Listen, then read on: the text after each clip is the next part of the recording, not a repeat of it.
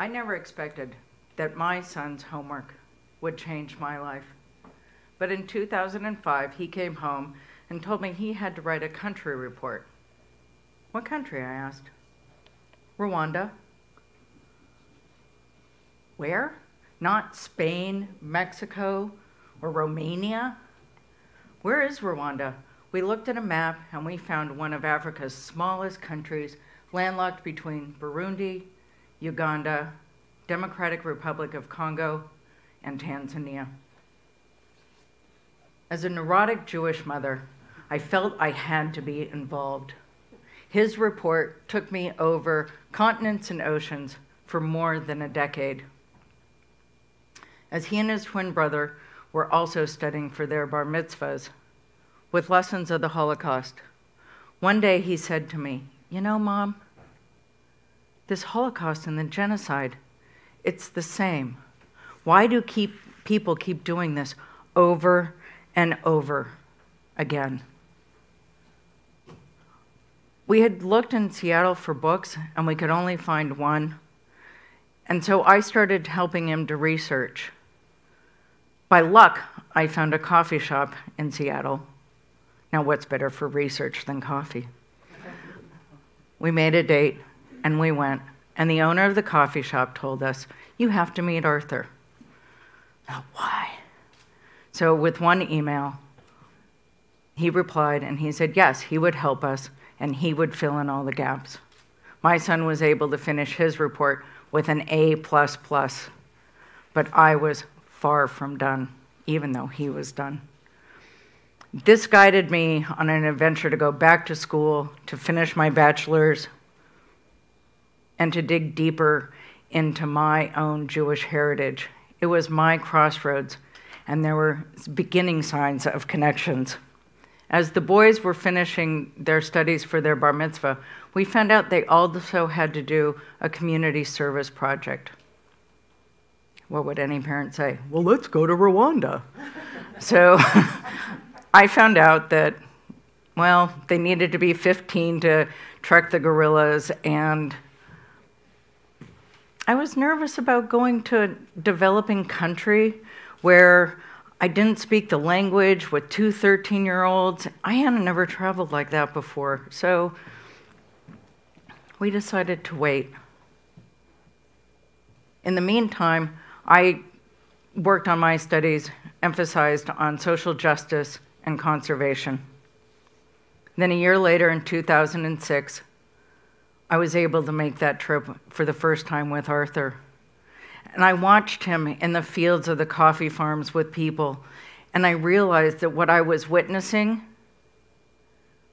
was a country that had been recently devastated by genocide, where it was so beautiful and so peaceful. It was quite amazing. And then I was given a permit to go trek the mountain gorillas, and if you ever have a chance to do that, I recommend it. My journey in Rwanda, those 6 days ended with a trip to the Gisozi Genocide Memorial. There, I was followed by our driver, who we didn't think spoke any English. And from room to room, I learned so much. And then we got to the room dedicated to the genocides of the 20th century, and I saw images of the Holocaust. I looked at the driver, and I showed him the Star of David on my neck and the ones on the wall. And for the first time, he said to me, "So in Rwanda, you're a Tutsi." This gave me a very strange feeling of historic connection over time and distance and person to person. I left Rwanda the next day. I cried the whole way home, trying to imagine how I was going to get back to Rwanda. And like any heartsick lover, I pined to go back. And I was determined to take my kids so that they could see and understand what I was seeing.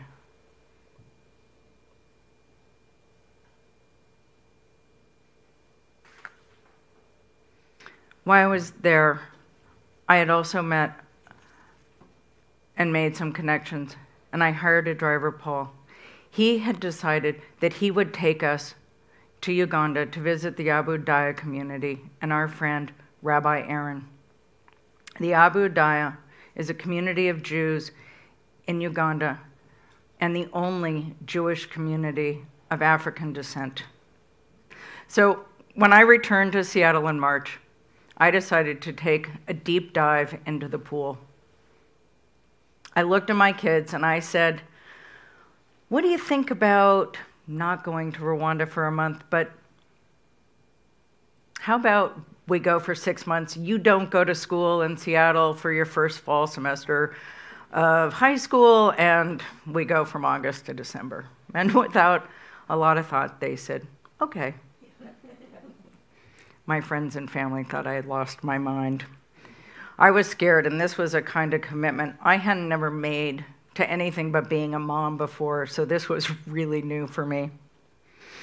So we emailed back and forth about our itinerary, housing, transportation, and our packing list. Paul suggested we bring everything to Rwanda because goods in Rwanda are often scarce and expensive. We left with 31 boxes. I also made a deal with the boys, and the deal was sort of a safety net for all of us. I said that if at the end of the trip they decided they didn't want to return to Seattle, or if they did want to return to Seattle, I wouldn't argue either way. One of my kids said to me as we were getting close to leaving, he says, you know, Mom, I'm kind of nervous about being the only white kid in class. And I said, you're already the only Jew. How is that different? And with that, he was kind of okay. So I believe that travel is a great connector and an amazing teacher, especially when you have an opportunity to live locally. While the boys were in school, I volunteered and worked on my photography. At the end of our trip, we had an incredible safari for 21 days. We drove out of Rwanda, through the Serengeti in Tanzania, up to Kenya and Uganda, where we were finally able to spend Shabbat with our friend Rabbi Aaron. It was truly a safari of a lifetime. But things had changed with Paul, and we had fallen in love with each other. So one of our last nights together in Rwanda, he took me to the restaurant called Heaven. After dessert, he surprised me and asked me to marry him. I said yes. So this promise meant, though, that I had to take the boys back to Seattle. And we decided, and I had to leave Paul behind, we decided that we would keep our engagement a secret, in part because we didn't want a funny rumor mill going around, and also we needed to secure his visa. Staying connected with Paul wasn't too hard. I was commuting back and forth, and we had also used a lot of email and a lot of Skype. We decided to open a business called Inhori Expeditions and Business Tours. We chose the word Inhori for a variety of reasons. One, Inhori dancers are unique to Rwanda. They were the dancers, entertainers, and warriors for the kings in ancient times. It was a word that people could say without being misunderstood, and it meant chosen. Paul and I had always acknowledged our unique connection through genocide, and we thought that this would be an interesting and unique advantage for our guests coming to Rwanda. Paul was a returnee to Rwanda from Uganda, so he came with a knowledge of what Rwanda needed. As an expat, I had an idea of what some of the tourists might like. We thought this was a match made in heaven. Back in Seattle, the boys were in high school, and I had finished my bachelor's degree. And for the first time in my life, I was loving being a student. I found a master's program that allowed me to graduate within days of the boys graduating from high school. So I enrolled in this program for creative change. We didn't have to do a thesis. We had to create a change project.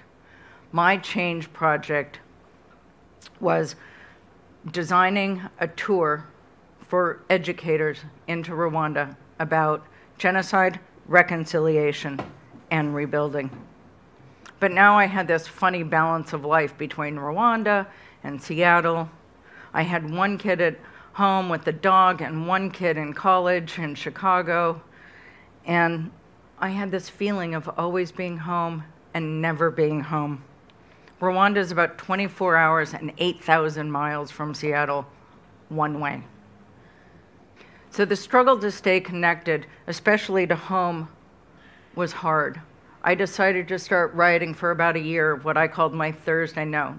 It was essentially an open diary, unedited, of what was going on and how we were managing. I used WhatsApp and Facebook a lot. I know that time and distance is a strain on our relationships. And I know we all know we're busy. And that has become a kind of a bone of contention for me, because we all make time for what we feel is important and for who is important. But in the connection world, my online community has helped. I used Facebook and photography groups. And through that, I found that my letters weren't as interesting as my images. And that has given me a whole different set of satisfaction. I've also found Rwanda to be what I've called Jewishly lonely. Because of the large mission community, it's been an awkward place for me to feel like I fit in. So I had left Seattle very much participating in my synagogue. I had taught Sunday school, gone to Shabbat, and I had recently even had my own adult bat mitzvah, like I needed one more thing to do, but I did. And I missed that sense of connection and tradition. So my remedy was to start a Facebook page called Jewish in Rwanda, seeking either people traveling through Rwanda or expats living in Rwanda that were also Jewishly lonely. The ebb and flow of our community, it shrinks and grows, people come and go. But 2 years ago, we were able to host a community of 15 to 22 Jews for Rosh Hashanah, Yom Kippur, Sukkot, Purim, and Passover. It was a unique community from 7 countries, 5 or 6 states, Jews of different kinds of observation, dietary restrictions, and knowledge.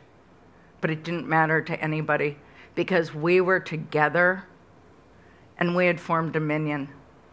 And for 1 year, I wasn't Jewishly lonely. Then in 2013, Paul and I were finally able to get married. It was a crazy weekend where Hanukkah and Thanksgiving had this collide together. It's a once-in-a-lifetime event. We melded our lives together under the chuppah, the Jewish wedding canopy, where I took all the fabrics I had collected from Rwanda and I created and designed our own wedding canopy, one that talked about our travel, migration, and community. We even designed our wedding cake to look like African fabric with safari animals on it. It was an incredible day of friends and family connecting traditions and love together. As I reflect back on these last 12 years, who would ever imagine that a 5th grade homework project could do this much for the mom? It has brought me to realize the connections of my friends, family, faith, photography, learning, and love. The biggest connection was the connection I've been able to make for myself to find something that truly I'm engaged in. I know I am living a crazy lucky life right now, being able to commute back and forth. We say, what do you want to do this weekend? Oh, let's go look at giraffes. Some days, it's so incredible. I look in the mirror and I say, do you know you live in Rwanda? How did you get here? And then I have to pinch myself. So, in conclusion, my suggestion is that the next time you ask someone what they have for homework tonight, never underestimate the power of a 5th grade homework assignment. It might just have you diving into the deep end of the pool, too. Thank you.